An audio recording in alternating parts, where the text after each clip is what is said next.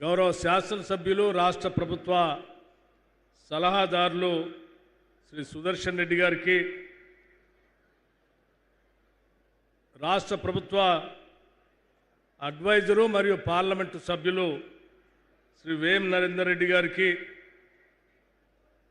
గౌరవ శాసనసభ్యులు ఈ ప్రాంతం నుంచి అడుగడుగునా నాతో ఉండి పాదయాత్రలో నడిపించినటువంటి శాసనసభ్యులు శ్రీ ప్రేమ్ సాగర్ రావు గారు, గౌరవ శాసనసభ్యులు శ్రీ వెడ్మ బొజ్జు గారు, గౌరవ శాసనసభ్యులు పాయల శంకర్ గారు, గౌరవ శాసనసభ్యులు రామదాస్ నాయక్ గారు, గౌరవ శాసనసభ్యులు రాష్ట్ర ప్రభుత్వ విప్ విజయ రమణరావు గారు, రాష్ట్ర ప్రభుత్వ విప్ మిత్రులు ఆది శ్రీనివాస్ గారు, ఇంకా వేదిక మీద ఉన్నటువంటి అనేక మంది ప్రజాప్రతినిధులు, రాష్ట్ర ప్రభుత్వ కార్పొరేషన్ చైర్మన్లు, స్నేహితులారా, మీడియా మిత్రులారా, మీ అందరికి కూడా ముందుగా నా హృదయపూర్వకమైనటువంటి నమస్కారాలు.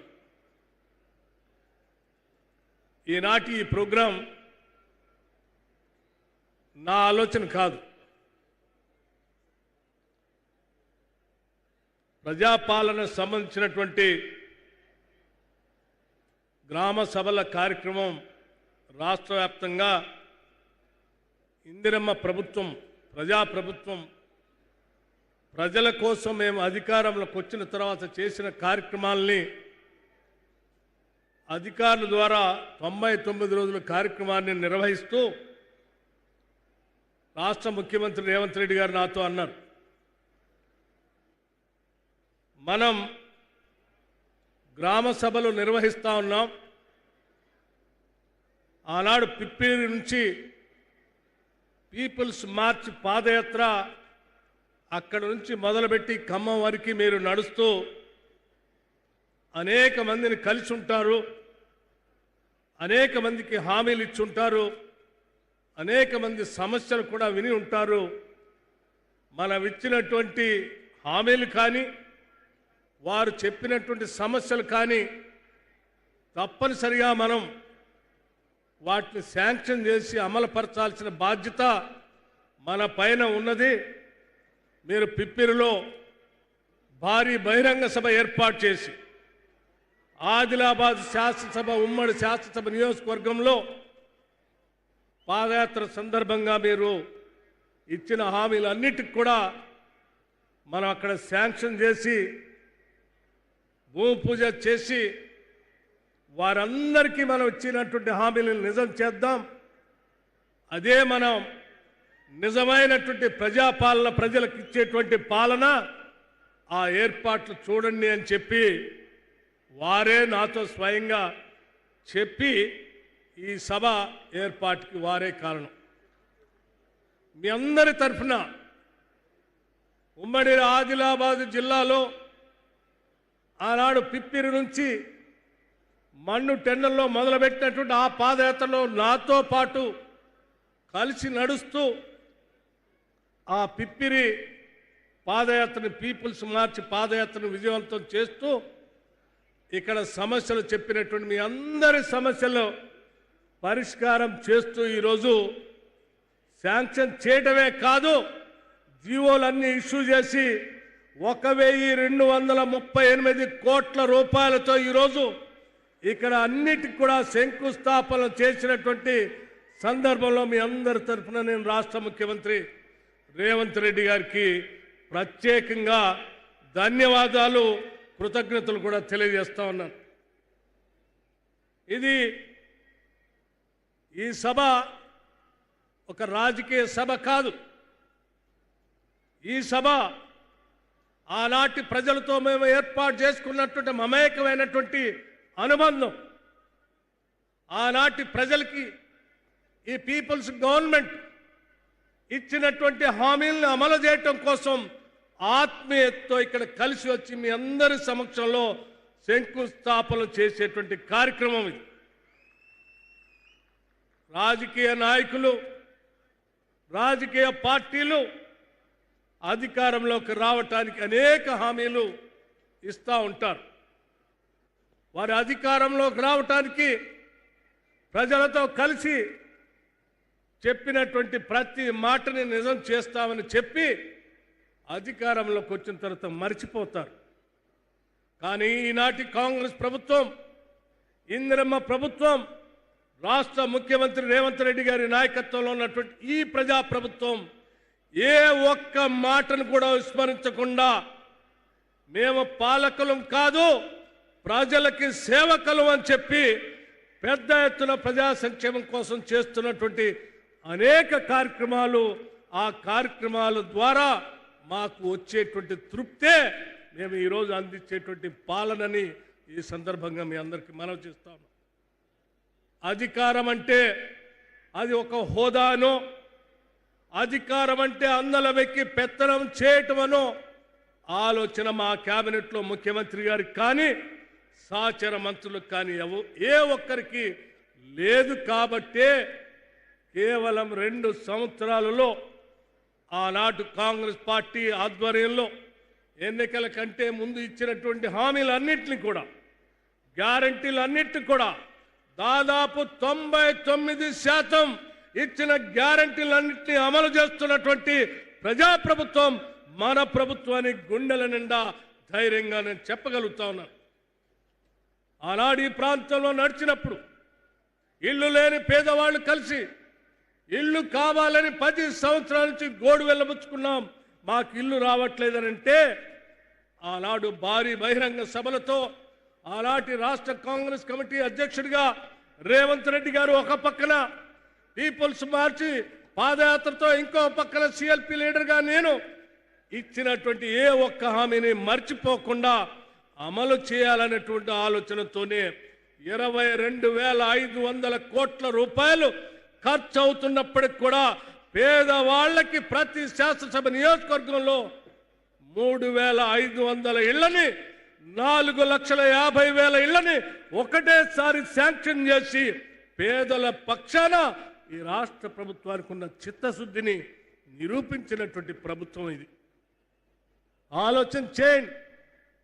రైతు భరోసా ఇస్తామని చెప్పాం, చెప్పటమే కాదు పెద్ద ఎత్తున 9 రోజుల్లో 9,000 కోట్ల రూపాయలు రైతుల అకౌంట్లో వేసాం. నిన్న కూడా రైతు భరోసా పేరు మీద అకౌంట్లో ప్రతి రైతు అకౌంట్లో డబ్బులు వేసుకుంటూ పూర్తి స్థాయిలో అందరికీ రైతు భరోసా వేసేటువంటి కార్యక్రమానికి నాంది పలికాం.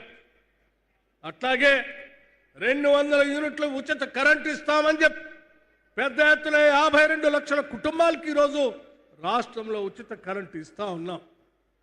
ఆడబిడ్డలందరినీ కూడా మహాలక్ష్మిలాగా పూజిస్తామని చెప్పినట్టుగానే ఈ ప్రభుత్వం అధికారంలో రాగానే శాసనసభలో శాసనసభ్యులుగా మేమందరం ప్రమాణ స్వీకారం చేసిన అరగంటలోనే శాసనసభల ప్రాంగణంలోకి ఆర్టీసీ బస్సులు తెప్పించి ఈ రాష్ట్రంలో ఉన్న మహిళలందరికీ ఉచిత బస్సు ప్రయాణం నిజం చేసినటువంటి ప్రభుత్వం ఈ ఇందిరమ్మ ప్రభుత్వం. దాదాపు 300 కోట్ల సార్లు ఈ రాష్ట్రంలో ఉన్నటువంటి మహిళలు ఉచితంగా ఆర్టీసీ బస్సులో ప్రయాణం చేస్తే రాష్ట్ర ప్రభుత్వం మీ తరఫున 10,000 కోట్ల రూపాయల్ని ఆర్టీసీకి రాష్ట్ర ప్రభుత్వం ఈ రాష్ట్రంలో ఉన్న మహిళల తరఫున డబ్బులు కట్టిన సంగతి కూడా ఈ సందర్భంగా మీ అందరికీ మనవి చేస్తా ఉన్నాం. అంతేకాదు ఈరోజు రాష్ట్రంలో తీసుకునే ప్రతి కార్యక్రమం కూడా పెద్ద ఎత్తున అమలు చేస్తూ ఆ కార్యక్రమాన్ని ముందు తీసుకుని పోయే కార్యక్రమంలో భాగంగా నేను ఒక విషయం చాలా స్పష్టంగా చెప్పదలుచుకున్నాను. ఈ రాష్ట్ర ప్రభుత్వానికి మానవత్వం ఉంది. మానవీయ కోణంతో మనం అనేక దశాబ్దాలుగా ఉంటూ ఉన్నాం. ఒక సామాజిక నిర్మాణం, అంతరాలు లేని సమాజాన్ని, సామాజిక విభేదాలు లేనటువంటి సమాజాన్ని నిర్మించాలనేటువంటి అనేక మంది మాట్లాడేటువంటి మాటలను మాత్రమే వింటూ వచ్చాం.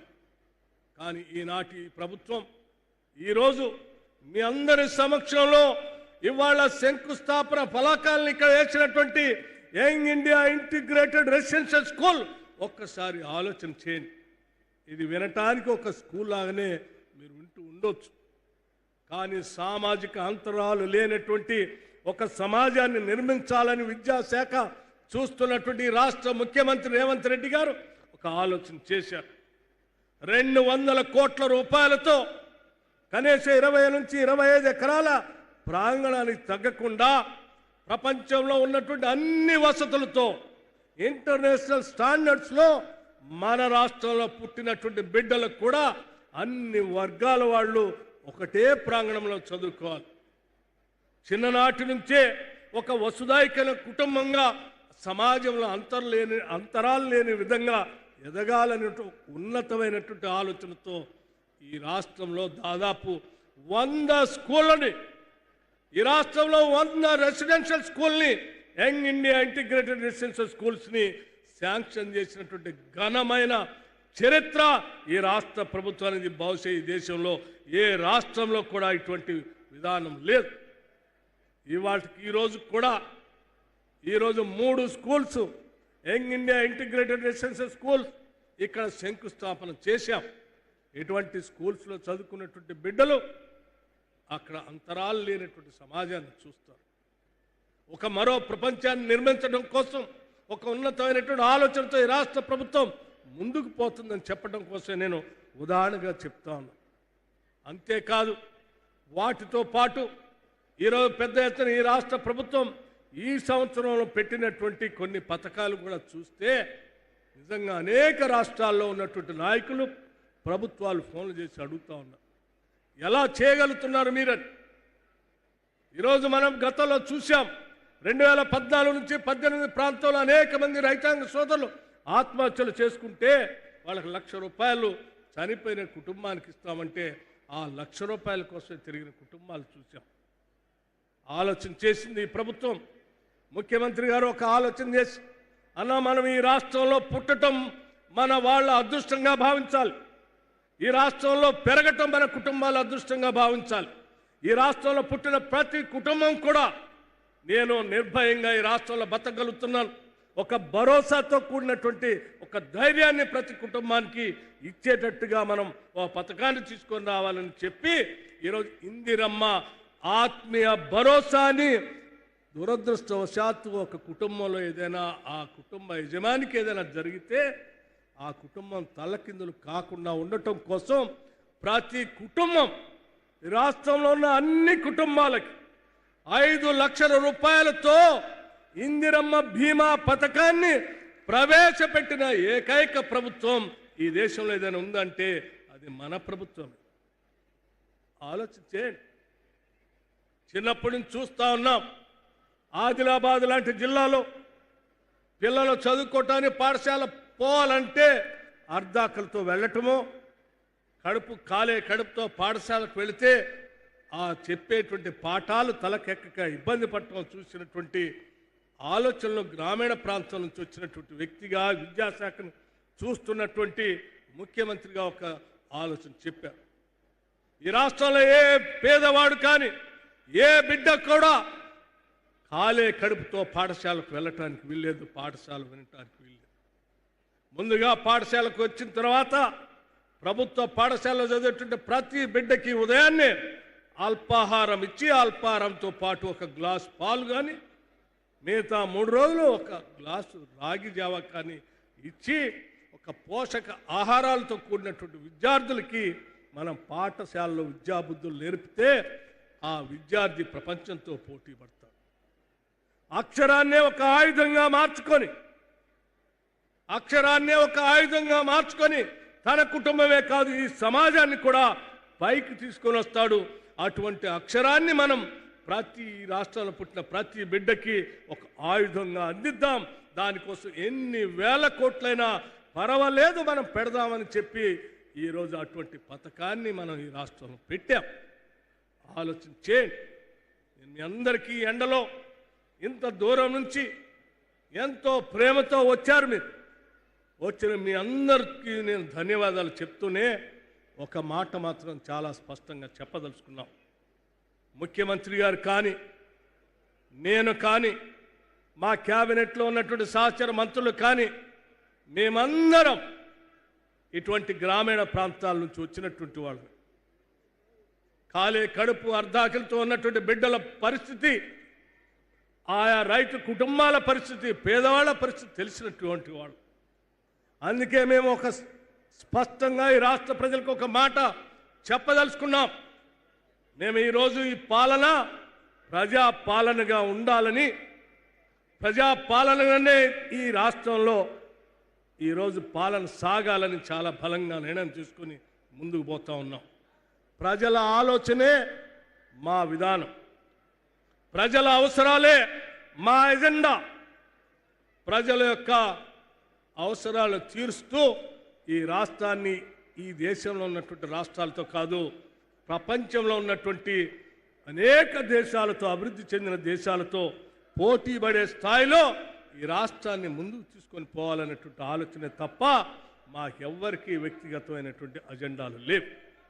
మాకున్నదల్లా ఒకటే అజెండా, ఈ రాష్ట్రం బాగుపడాలి, ఈ రాష్ట్రంలో ఉన్నటువంటి పేదవాళ్ళు, మధ్యతరగతి కుటుంబాలు, రైతులు, మహిళలు పెద్ద ఎత్తున అభివృద్ధి చెందాలి. అంతిమంగా కోరి కొట్లాడి తెచ్చుకున్నటువంటి తెలంగాణ రాష్ట్రం ప్రజల చేత పాలించబడాలి తప్ప ఫ్యూడల్స్ చేత కాదు. కాబట్టి ఈ పాలనంతా కూడా ప్రజల చేతనే పాలింపబడేటట్టుగా చేయాలనేటువంటి ఆలోచనతోనే ఈరోజు పెద్ద ఎత్తున కార్యక్రమాలు తీసుకొని ముందుకు పోతా ఉన్నాం. ఈ ప్రజల చేత, ప్రజల కొరకు, ప్రజల యొక్క ప్రభుత్వాన్ని ప్రజలుగా మీరే గుండెల్లో పెట్టుకొని మన కోసం ఆలోచన చేసేటువంటి పాలనని కాపాడుకుంటూ భవిష్యత్తులో కూడా ముందుకు పోగలగాలని చెప్పి మీ అందరికీ నేను సవినయంగా విజ్ఞప్తి చేస్తూ, మీ అందరికీ మరొకసారి ఈరోజు ఆనాడు మేము ఇచ్చినటువంటి ప్రతి హామీని అనౌన్స్ చేయటమే కాదు, అమలు చేయటమే కాదు, అమలు చేసిన తర్వాత ఆ లబ్ధిదారులు ఏ రకంగా అభివృద్ధి చెందుతున్నారో చూసే కార్యక్రమానికి కూడా మేము ఒక వ్యవస్థను ఏర్పాటు చేసుకొని ముందుకు పోతా ఉన్నాం. మేము మళ్ళొక్కసారి మాటిస్తూ ఉన్నాం. పిప్పిరి నుంచి మొదలుపెట్టినటువంటి పీపుల్స్ మార్చ్ పాదయాత్రలో ఈ ఆదిలాబాద్ జిల్లా నుంచి, ఉమ్మడి ఆదిలాబాద్ జిల్లా నుంచి మొదలైనటువంటి ఈ కార్యక్రమం కానీ, ఆనాడు భారీ బహిరంగ సభలతో పిసిసి అధ్యక్షుడిగా, ఈ రాష్ట్ర ముఖ్యమంత్రిగా రేవంత్ రెడ్డి గారు ఇచ్చినటువంటి హామీలు కానీ, ప్రతి హామీని నెరవేరుస్తాం, ప్రజలకి చేరుస్తాం, ప్రతి పైసా పోగేస్తాం. వేసిన ప్రతి పైసా, పోగేసిన ప్రతి పైసను కూడా ప్రజలకి పంచుతామని చాలా స్పష్టంగా చెప్పటం కోసం వచ్చాను. చేసినటువంటి కార్యక్రమాలన్నీ కూడా మా మంత్రి గారు ఇప్పటికే చదివి వినిపించారు. ఇక్కడ అనౌన్స్ చేసినటువంటి ఈ ప్రాంతంలో చెప్పిన అనేక ఇరిగేషన్ ప్రాజెక్టులు, ఆ ఇరిగేషన్ ప్రాజెక్టులో త్రివేణి సంగమం కావచ్చు, లేకపోతే పిప్పిరి లిఫ్ట్ ఇరిగేషన్ ప్రాజెక్ట్ కావచ్చు, లేకపోతే అమ్మనమడుగు దగ్గర ఉన్నటువంటి మినీ రిజర్వాయర్ సంబంధించిన ప్రాజెక్ట్ కావచ్చు, కొమరం భీముకి సంబంధించినటువంటి ప్రాజెక్ట్ కావచ్చు, లేకపోతే పులిమడుగు వాగు సంబంధించిన ప్రాజెక్ట్ కావచ్చు, అనేక ప్రాజెక్టులు అన్నింటినీ శాంక్షన్ చేసి ఈరోజు శంకుస్థాపన చేసి వెళ్తున్నాం. ఇళ్ళు లేనటువంటి, ఇళ్ళు కావాలనేటువంటి వాళ్ళందరికీ కూడా పేరు పేరున ఇళ్ళు శాంక్షన్ చేసి ఇస్తున్నాం. నిరుద్యోగ యువకులకి సెల్ఫ్ ఎంప్లాయ్మెంట్తో వాళ్ళ కాళ్ళ మీద వాళ్ళు నిలబట్టడానికి రాజీవ్ యువ వికాసం పేరుతో వాళ్ళకు కావాల్సిన ఏర్పాట్లన్నీ చేస్తున్నాం. మహిళలందరికీ కూడా 1,00,000 కోట్ల రూపాయలు వడ్డీ లేని రుణాలు ఇచ్చి పెద్ద ఎత్తున దేశంలోనే ముఖ్యమంత్రి గారు చెప్పినట్టు కోటి మందిని కోటీశ్వరులు చేసేటువంటి కార్యక్రమం ఈ రాష్ట్రంలో పెద్ద ఎత్తున ఇందిరమ్మ ప్రభుత్వ ఆధ్వర్యంలో నడుస్తుందని, చేస్తామని మీ అందరికీ మాటిస్తూ మరొక్కసారి మీ అందరికీ నా హృదయపూర్వకమైనటువంటి ధన్యవాదాలు తెలియజేస్తూ సెలవు తీసుకుంటున్నాను. జై హింద్, జై తెలంగాణ. Thank you sir. అందరూ ఎంతో ప్రేమగా సమాధానంతో ఎదురు చూస్తున్న ఆనరబుల్ సీఎం గారి సందేశం విరామం